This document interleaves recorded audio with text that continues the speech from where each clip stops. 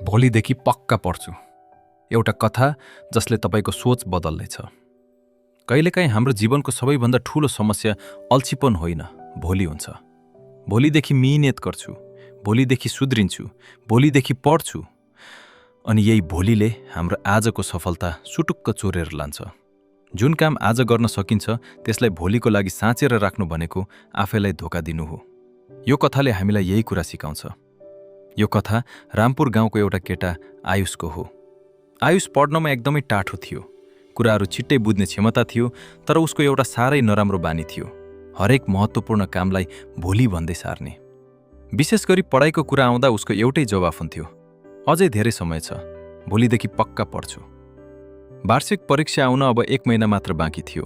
आमाले दिनदिनै मायाले सम्झाउनुहुन्थ्यो, बाबु अलिअलि गर्दै पढ्ने गर है, अन्तिम समयमा धेरै गाह्रो हुन्छ नि। आयुषले मुसुक्क हाँस्दै भन्थ्यो, अरे आमा, अझै त पुरै महिना बाँकी छ नि, भोलि बिहानै 4 बजे उठेर पक्का पढ्छु। तर उसको त्यो भोलि कहिले आएन। बिहान निन्द्रा पुग्दैन थियो, दिउँसो साथीभाइसँग चौरमा खेल्दैमा बित्थ्यो अनि राति ऊ आफैलाई भन्थ्यो, आज त धेरै थाके, भोलिदेखि चाहिँ जसरी पनि सुरु गर्छु। यसरी नै खेल्दा खेल्दै दिनहरू बित्दै गए र हेर्दा हेर्दै पुरै 1 महिना सकियो। परीक्षा आउन अब मात्र 2 दिन बाँकी थियो। बल्ल आयुष आत्तियो। उसले सोच्यो, अब रातभरि जागेर भए पनि सबै किताब पढेर भ्याउँछु। जब उसले किताब खोल्यो तब उसलाई महसुस भयो कि उसले पुरै वर्ष पढाइलाई कति व्यवस्था गरेको रहेछ। यति धेरै पाठहरू एकैचोटि देखेर उसको रिङ्गटा चल्न थाल्यो। त्यही बेला गाउँमा बत्ती गयो। टुकीको मधुरो उज्यालोमा पढ्न गाह्रो भयो र उसलाई फेरि थकाइले छोप्यो। उसले आफैलाई फेरि सान्त्वना दियो, केही छैन, भोलि बिहान सबेरै उठेर मुख्य प्रश्नहरू पढेर भ्याउँछु। भोलिपल्ट परीक्षा हलमा बस्ने बित्तिकै उसको मुटु ढुकढुक गर्न थाल्यो। प्रश्नपत्र हेर्दा उसलाई सबै कुरा जाने सुनेको जस्तै त लाग्यो, तर कुनै पनि प्रश्नको पुरै उत्तर याद आइरहेको थिएन।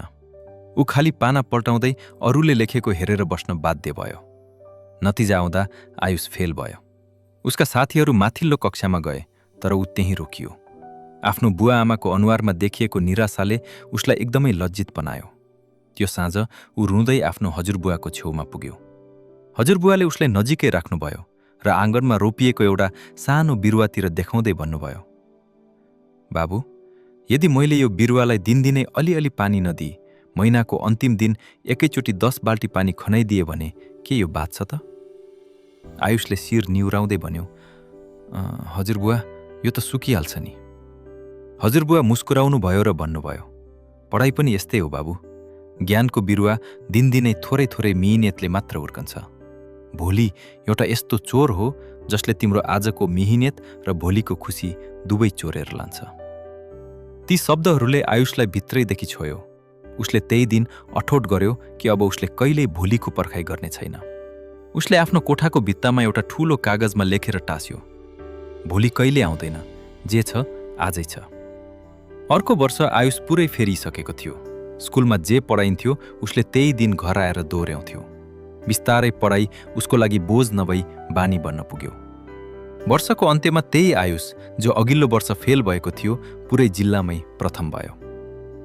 निष्कर्ष, यस कथाले हामीलाई सम्झाउँछ कि सफलता कुनै एक दिनको मिहिनेतले होइन, हरेक दिनको सानो सानो प्रयासले मात्र मिल्छ। यदि तपाईँ आज इमान्दारीपूर्वक मिहिनेत गरिरहनु भएको छ भने तपाईँको भोलि आफै राम्रो बन्नेछ। याद राख्नुहोस्, सपना भोलिदेखि होइन, आजैदेखि पुरा हुन्छन्।